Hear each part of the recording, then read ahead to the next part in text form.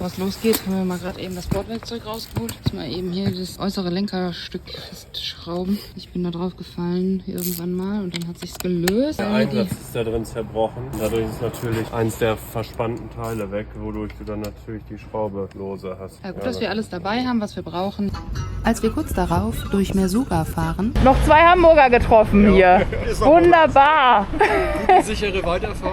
Euch auch. Viel Spaß. Ja, danke. Die haben es auch schon hinter sich mit der Wüste. Sagt er mit der CRF, die hat ein bisschen wenig Leistung, ist ein bisschen schwierig da durchzukommen. Aber die genießen Marokko trotzdem. Ne? Marokko hat ja noch viel mehr zu bieten als nur Wüste. Ne, klappert der bei dir auch immer so rum? Ich habe ein bisschen zugeklebt, aber du hörst es. Ja. Alles klar, Leute. Okay, Gute Fahrt. gute Fahrt euch auch.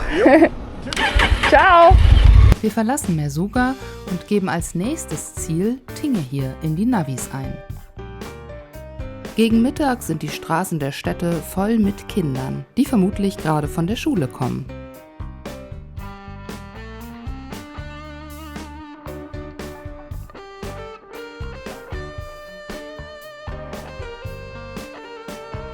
Nach belebten Städten folgen weitläufige Landschaften mit Straßen, die schier ins Endlose zu führen scheinen. An deren Rand tauchen kleine Sandhaufen auf. Was das ist? Das sind diese Ketara, diese Bewässerungssysteme, was in Marokko total gut gemacht ist. Ah, da geht's dann richtig tief runter rein. Hier das ganze Feld, ne, voll. Ein alter Mann taucht auf und unterhält sich mit Julien auf Französisch, um ihm von der jahrhundertealten unterirdischen Bewässerung zu erzählen, die Wasser durch Schwerkraft zu Oasen und Feldern leitet. Und dann folgt Julien dem alten Mann unter die Erde, wo kilometerlange Tunnel mit Wartungsschächten das Verdunsten von Wasser in Wüstenregionen verhindern. C'est l'Agua, il est passé de montagne d'oasis. 30 km Ah, déjà. oui, Et maintenant, on n'a pas de l'Agua de montagne. oui, OK? oui. Ici, les canaux comme ça, et le travail ici, travail national de la main. Oui, Et travail ici et de la terrasse. Et le travail est de la terrasse. Ici, il y a 5 canaux comme ça. oui. Un canal en la ville. Tu vous vois bien? Tu photo ici? Non, ça va, c'est Ça bien. va? J'ai une caméra. Caméra, OK. Oui, merci, merci beaucoup. Das war ein spannender Einblick in die Ketaras, die entscheidend für das Überleben der Landwirtschaft in trockenen Regionen waren. So, mein Motorrad ist auch noch an. Mit dem Aufkommen moderner Pumptechniken und dem Absinken des Grundwasserspiegels sind zwar viele Ketaras heute ausgetrocknet, dennoch bleiben einige als historisches Erbe erhalten und sind für Touristen besuchbar. Ca. 200 Kilometer von Mesuga entfernt erreichen wir die Oasenstadt Tingehir mit ihren ca. 45.000 Einwohnern. Der Weg zur Unterkunft lässt uns erst zweifeln, ob wir auf dem richtigen Weg sind. Verwinkelte kleine Gassen führen durch die ockerfarbenen Gesteinswände. Dass hier gleich ein Hotel sein soll, lässt sich nur schwer vorstellen. Der Hund ist ja super süß. Obwohl wir nichts gebucht oder uns angekündigt haben, empfängt uns der Hausherr mit offenen Armen, als hätte er auf uns gewartet. Est-ce que vous avez une chambre pour une nuit pour 2 personnes? Si, nous avons. Inch'Allah. On demande. C'est bon. Oui, parce que vous êtes des Allemands. Oh oui. Et voilà. Ici, c'est la maison des Allemands. Ah oui. Toujours des Allemands. Eine Platte für den Seitenständer wird zuvorkommend gereicht. Merci. Sehr schön. Alles klar. Können gut Deutsch, sehr gut. Willkommen. Ja, das ist also dann jetzt hier unser Hotelzimmer. Oben auf dem Dach dieses Kaschbas. Das ist halt sehr nett gemacht hier mit diesen Mustern. Das ist alles in Stein bzw. Fliesenform. Auch die Nachttische einfach da so aus Stein neben das Bett betoniert. Und der Blick ist natürlich auch super schön hier.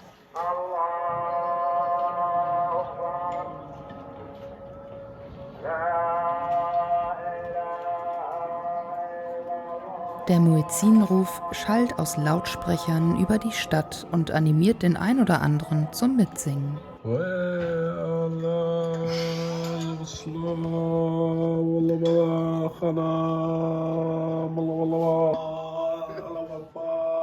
Julian meinte gerade, das klingt wie ein Roller. Ja, wenn die so anfangen und dann diesen monotonen Variomatik-Sound so. Dann gehst du vom Gas und dann wieder. Und hast dann so 45 drauf, konstant. Ob die Motorräder da wohl sicher stehen? Ja, das muss man immer selber so ein bisschen abwägen, aber das ist hier mit so einem Innenhof mit Tor und 24 Stunden Überwachung. Und einen schönen Ausblick haben sie auch noch dazu. Da oben an der Kante halten dann die ganzen Touribusse, um hier in die Stadt zu schauen. Das ist natürlich auch ein geiler Ausblick. Den Reiz der schönen alten Lehmstadt Tinge hier machen zwei große Palmoasen aus. Sie bilden eine grüne Uferlandschaft entlang des Oued Todra, einer der wichtigsten Flüsse im südlichen Marokko. Angebaut werden Getreide, Gemüse und Baumfrüchte sowie Datteln, Feigen, Granatäpfel und Oliven. Nach einem Frühstück inmitten der Oasenlandschaft verabschieden wir uns vom Riad Iriki, um mehr von Marokko zu erkunden. Und auf dem Weg nach Agoudal hoch liegt jetzt die Todra-Schlucht und dann geht es anschließend für uns von Agoudal wieder runter in den Süden. Also wir fahren jetzt quasi einmal so ein bisschen zickzack, aber es lohnt sich einfach dann noch das Dardestal mitzunehmen. Marokko ist echt ein sehr beliebtes Reiseland, gerade diese Orte wie Tinge hier und Merzouga, da ist das schon sehr, sehr touristisch ausgelegt. Aber ich finde ehrlich gesagt jetzt nicht unbedingt negativ. Also es ist jetzt nicht so wie an der spanischen Mittelmeerküste oder sowas, dass du jetzt hier so Hotelbunker hast. Die halten das immer noch in ihrem Stil. Also man hat schon noch das genau. Gefühl, dass man in Afrika ist, trotzdem. Hey, witzig, in dem Hotel haben wir letztes Mal übernachtet. Da sind wir ja von der anderen Seite gekommen. Hier haben wir ein paar Leute getroffen, die eine Rallye gefahren sind. Also vor uns liegt jetzt die Todra-Schlucht. Dieses Naturwunder aus senkrechten Kalksteinwänden liegt im östlichen Atlas und ist das Highlight für Kletterer, Wanderer und Reisende wie uns, die die pure, naturelle Schönheit schätzen. 300 Meter hoch sind die Felswände hier und die Schlucht wurde geformt durch den Fluss, der hier durchfließt. Der hat sich hier quasi reingegraben. Wir haben schon einen Tipp bekommen, ganz früh morgens bzw. spät abends hier durchzufahren, weil einfach sonst so viel Tourismus hier stattfindet, wie man jetzt sieht. Ich finde, es geht jetzt gerade allerdings auch noch, aber es ist natürlich hier voll der Hotspot, ne? Aber verständlich. Aber völlig zu Recht, ja, das ist ja megamäßig. Ja, auch guck mal, der Hundi. Welcher Hundi? Hier vor mir. Ja. Och, Mauselchen, du hast ja schon gar kein Auge mehr. Geht's dir gut hier? Du hast gar nichts von dem Tourismus, ne? Nur ein Auge weniger. Ah, den werden wir natürlich nicht umfahren. Tschüss, du kleiner Süßer. Auf dass du friedlich stirbst irgendwann. Also ich meine, natürlich soll er nicht sterben, aber sieht so aus. Ey, in den Höhlen leben die Leute vielleicht hier auch, da in diesen Löchern. Guck mal, da hinten haben die sowas doch. Da haben die sowas abgesperrt für sich. Ich meine, klar, du läufst ja nicht mal eben hier hin. Da auch, voll tief drin. Ja, das war die Todra-Schlucht.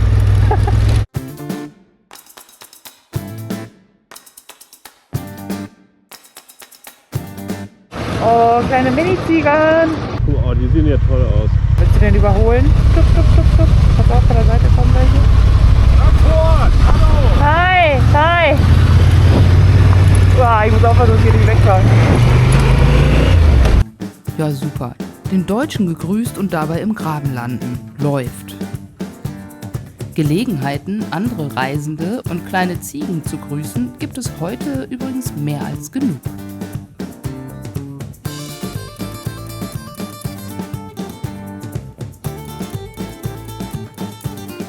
Wo die da oben rumkraxeln, ey. Jetzt guck mal, so eine Reihe machen die so. Kaum aus der Schlucht raus sind wir auch schon wieder bei 1800 Metern. Am Ende ist dann so eine Wassertalsperre, da staut sich dann hier das Wasser. Es ist aber auch nicht so voll gerade, glaube ich. Nee, die könnten, glaube ich, ein bisschen mehr Regen gebrauchen. Wir befinden uns hier jetzt im östlichen Teil des Atlasgebirges und haben im Vergleich zu gestern einen Temperaturunterschied von 20 Grad. Das heißt, hier sind aktuell 16 Grad und gestern hatten wir 36. Wenn du überlegst, innerhalb von einem Tag, innerhalb eines Landes, so Unterschiede. Da soll mal einer sagen, Marokko sei nicht abwechslungsreich. So, Zeit, sich was Warmes anzuziehen, ha? Ja, es ist mittlerweile echt richtig frisch hier oben.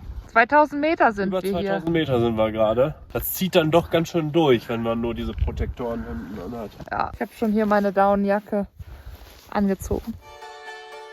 Und das ist noch lange nicht das Ende der Fahnenstange, denn vor uns liegt ein spektakulärer Pass im marokkanischen Hohen Atlas, der über die Regionalstraße R703 verläuft.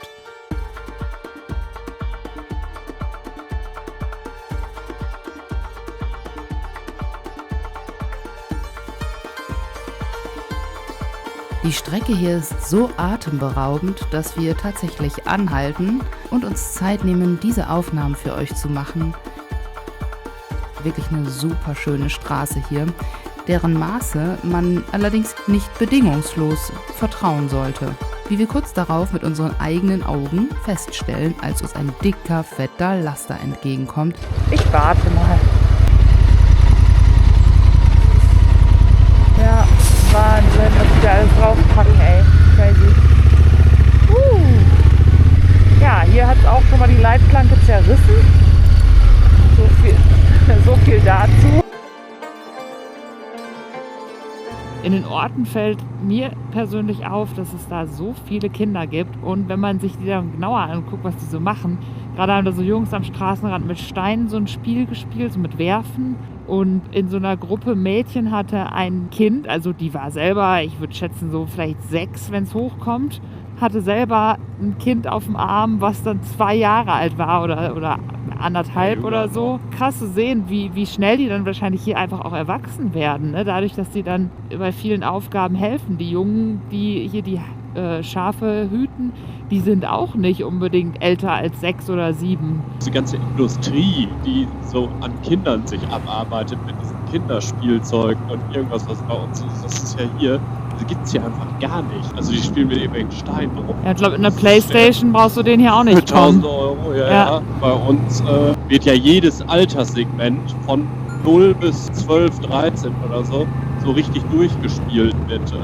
verschiedenen Stationen an Spielzeugen und so, die da das Alter passen.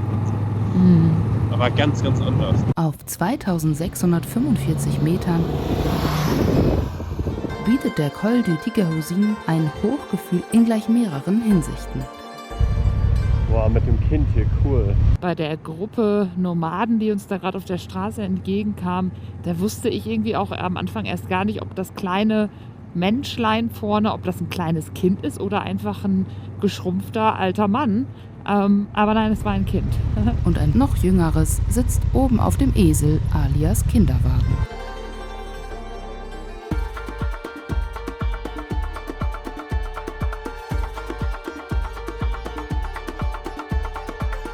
Hier, der Esel ist das ganz normale Fortbewegungsmittel und vor allem Transportmittel. Manchmal sieht man den Esel vor lauter Gepäck gar nicht mehr. Und die fahren hier in den Bergen mit so kaputten Fahrrädern herum.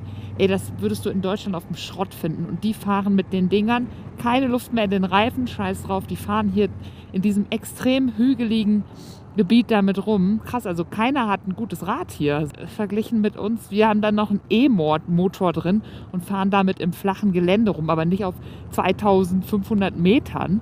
Wenn du denen hier ein richtiges Rad gibst, dann fahren die dir wahrscheinlich sowas von weg. Ja, oder auch bei uns überlegst du so, ob jetzt irgendwie mit Carbongabel oder direkt den ganzen Rahmen aus Carbon oder ob irgendwie was, das ist so auf so einem Niveau. Das ist einfach nur so, weil man es kann und sich leisten kann. Ne?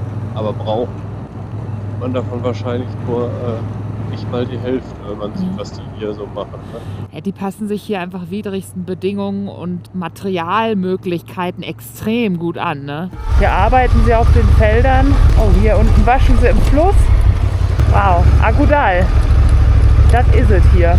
Hier ist Gasol, super. Der Inhalt unserer Tanks neigt sich so langsam dem Ende zu.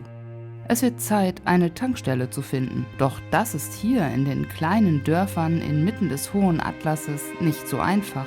Zumindest sehen die Orte, wo man Benzin kaufen kann, anders aus als bisher. Hier, das ist die Tanke, oder? Total. Jo, Tankstellen mal anders. Hier haben wir wirklich den Eindruck, bei den Ureinwohnern Marokkos zu sein. Wir schauen erstmal weiter, ob nicht doch noch irgendwo eine herkömmliche Tankstelle am Straßenrand auftaucht. Also ein bisschen so eine Mondlandschaft hat man hier. Und wir fahren jetzt gleich auch parallel zum Quet Dades, also zu dem Dades-Fluss. Aber der ist gerade auch komplett ausgetrocknet. Es ist einfach nur noch ein Flussbett, was da so trocken vor sich her dümpelt. Da unten sind wir gerade hergefahren und hier geht's jetzt lang weiter noch. Was ist hier gerade passiert? Scheiße, ist schon wieder mein Helm runtergefallen. Die DJI hat jetzt auch schon Kratzer auf der Linse. Das ist nicht so gut, da sind so ein paar Katscher drin passiert. Bei manchen Motorradfahrern gilt ja der Grundsatz, wenn der Helm einmal runterfällt, soll man ihn durch einen neuen ersetzen. Demnach hätte ich mir bestimmt schon 30 Mal einen neuen Helm kaufen müssen. Als ich hier vor 2 Jahren hergefahren war hier überall Schotter. Jetzt ist da gar nichts mehr von zu sehen. Es ist einfach echt alles asphaltiert. Ja, Marokko ist im Wandel und während die einen westliche Standards bauen, suchen die anderen das wildere Fahrgefühl. So, dann machen wir uns halt unseren eigenen kleinen Offroad-Part hier rein. Einfach mal ab von der Straße. Von oben sah es so aus, als würde der Weg hier runter ins Tal führen.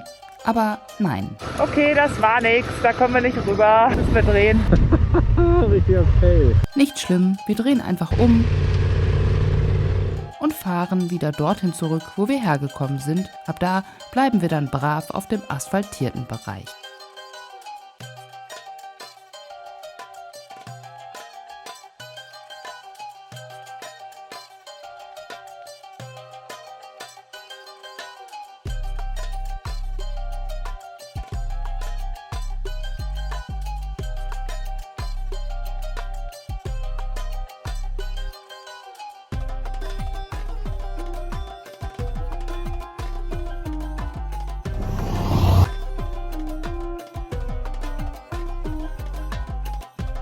In einem weiteren kleinen Dörfchen in den Bergen ist der Straßenbau live mit anzusehen.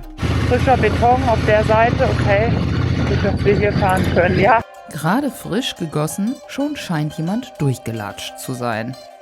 Wir staunen nicht schlecht, als wir sehen, wie sie hier mit einer Abziehlatte von Hand den Beton begradigen.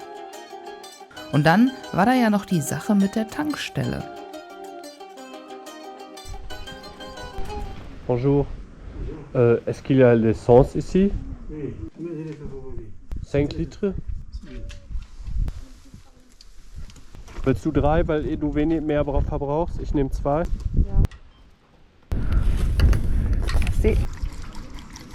Sans Plomb ist das, ne? Sans Plomb?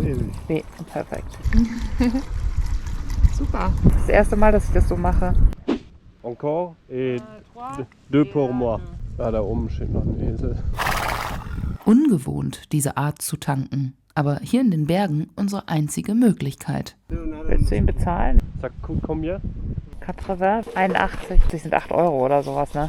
Ja, für 5 Liter ist okay. Ich habe 70. Ja, und ich kann ihm dann den Rest geben. Manchmal bringt das Kleingeld ja doch was. Das sind dann 80 und dann noch 81. C'est bon, pour toi. Merci, merci. Jetzt gibt er das den Kindern, ne? Oh, okay, interessiert ihn jetzt nicht so wirklich, bonjour. Naja, ich wollte nett sein. Nett sind auch die Bauarbeiter, die hier mitten auf der Straße rödelnd sofort Platz machen, damit wir vorbeifahren können.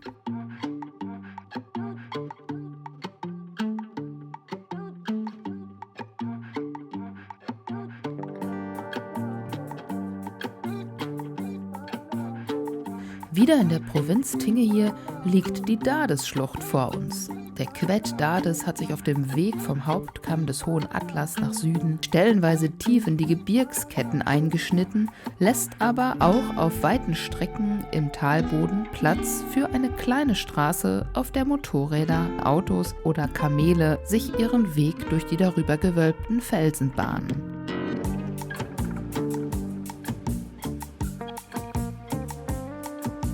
Apropos Kamele. Also unfreiwillig macht er das Ganze hier dreibeinig, aber er ist festgebunden. Deswegen muss er das Bein da hinten lassen, damit er ans Stroh kommt. Das ist natürlich eine harte Nummer, ey. Da wollen wir mal freundlicherweise Abhilfe schaffen. Ja, sehr schön, bitteschön. Oh.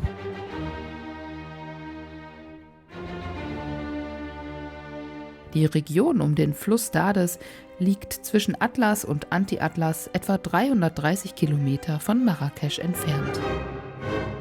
Sie bietet spektakuläre Landschaften, traditionelle Kasbahs und ist ein Paradies für Motorradfahrer, ganz besonders wegen der Serpentinen der R704 bei Timszilit.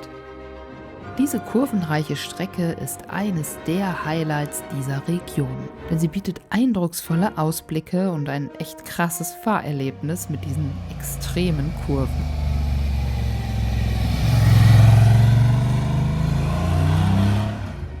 Im Vergleich zur Todra-Schlucht ist hier in der Regel weniger Verkehr, da die großen Touristenbusse nicht durch die engen Kurven fahren.